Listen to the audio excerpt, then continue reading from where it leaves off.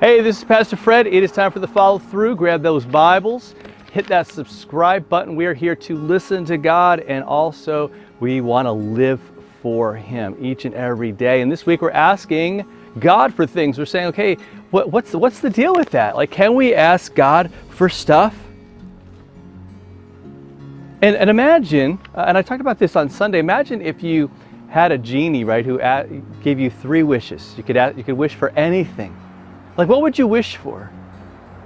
Now, we know that's ridiculous. We know that there's no genie. We know there's no bottle. We know that that's just a story, right, meant to teach us a lesson. And here's the lesson. And we're going to, I think they borrowed this lesson from Jesus and from the scriptures. It's that, what you wish for really comes out of who you are, how you see God, how do you see your relationship with Him? Is He somebody that takes care of you? Does He protect you? Is He there, right? Can you go to Him no matter what?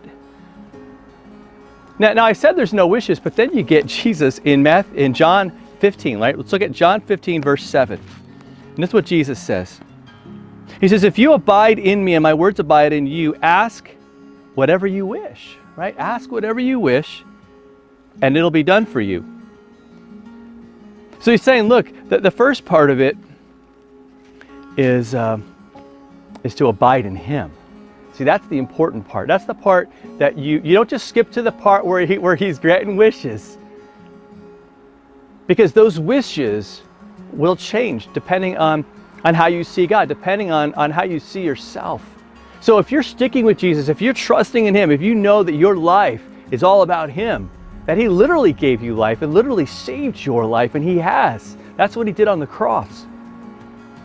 And so that changes everything, doesn't it? So you don't see Him as a genie, you don't see Him as Santa, you don't see Him as someone who's just like a vending machine, right? You put in your money and you get what you want. That's not what it is. It's not like, we just put in our request. It's not like an Amazon order. Lord, I want this, I want this, I want this. Give me a new car, give me new this, a new that, and then He just, it gets delivered the next day. No. It's far greater than that. See, because the stuff that we order, all that stuff is going to break, it's going to fade, it's going to fail us. But what He gives us is stuff that stays with us. His love, His joy, His peace, His patience, right? His power, all the things that we need. That we truly need. Not that we necessarily want, but we need them.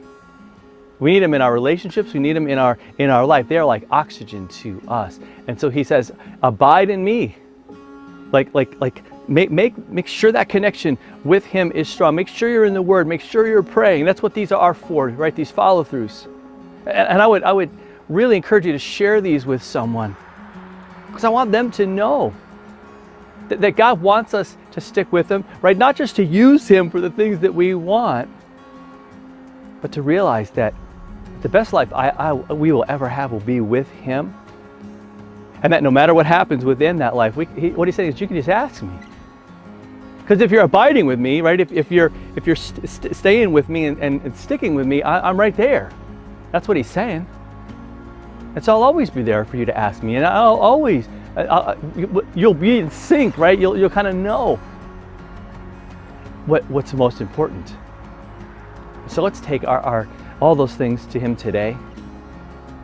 Right? Just carve out some time this morning, this afternoon, whatever time is good for you. But just make that time and just say, all right, Lord, here's what's going on in my heart. Here's how I see my relationship with You. And just remember, right, look at John 15. Look at the whole chapter.